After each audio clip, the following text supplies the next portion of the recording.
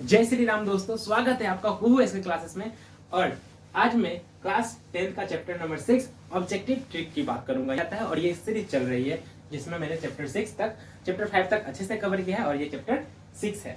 तो आज मैं इस चैप्टर में पढ़ूंगा समरूप, सर्वांग और ये त्रिभुज के कुछ फॉर्मूले हैं जो कि बहुत इंपॉर्टेंट होते हैं। 2 से 3 नंबर आपको दे देंगे।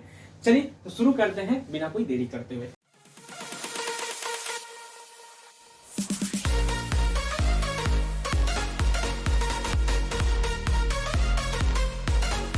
तो समरूप क्या होता है बाबू? समरूप और सर्वांग दोनों एक साथ देख लेते हैं, बट बहुत आराम से समझते हैं सर्वांग और समरूप को। सर्वांग बाबू किसे कहते हैं? सर्वांग किसे कहते हैं बाबू? जो हर एक रंग रूप में बराबर हो, यानी कि मैं कुछ भी नहीं कहूंगा कि ये अलग दिख रहे हो, सब चीज बराबर। आपने जुड़वा बेटा का नाम सुना होगा। जुड़वा बेटा होता है, जुड़वा बेटी होती है, दोनों सेम, ठीक है ना? दोनों सेम लगेगा, यानी कुछ बराबर है, कुछ अलग है दोनों में। तो दो बेटे जो जुड़वा होते हैं, जुड़वा दो प्रकार के देखे होंगे बाबू आप। एक दोनों सेम होते हैं और दोनों अलग अलग होते हैं। जुड़वा तो होते हैं पर इसके रंग रूप, बोल चाल, भाषा सब अलग अलग होती है। एक बदमाश होता है, एक अच्छा होता है, ठीक है ना? तो इसको जो अलग अलग दिखता है इसको बोलते हैं समरूप। जो अलग अलग दिखते रहते दोनों एक ही बेटे हैं, एक ही माँ के बेटे हैं, पर दिखते अलग अलग। जैसे मैं बोलूं, एक एग्जाम्पल लेता हूँ, एक त्रिभुज और एक बड़ा त्रिभुज।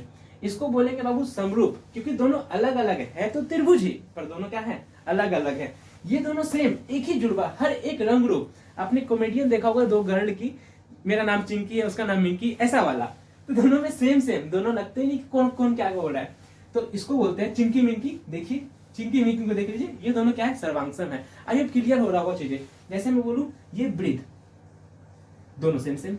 वर्ग बाबू, अगर आपकी सब चीज सेम हो तभी हम बोलेंगे सर्वांग। हालांकि सर्वांग से ज्यादा क्वेश्चन नहीं पूछता है, समरूप से ज्यादा क्वेश्चन पूछते हैं। तो ये आपका इंपॉर्टेंट हो गया। समरूप के बारे में ज्यादा तो क्वेश्चन पूछते हैं, समरूप आपका इंपॉर्टेंट होते हैं कि अब समरूप और सर्वांग क्लियर हो गया होगा। आगे बात करते हैं बाबू इस त्रिभुज के फॉर्मूले के बारे में। ये फॉर्मूला बहुत इंपॉर्टेंट है, ठीक है? इस फॉर्मूले को देखते हैं। तो चलिए दोस्तों, हम पहले इस फॉर्मूले से इस क्वेश्चन को डील करते हैं कि कैसे ये फॉर्मूला बनेगा। फॉर्मूला क्या था बाबू? AD बटा DB।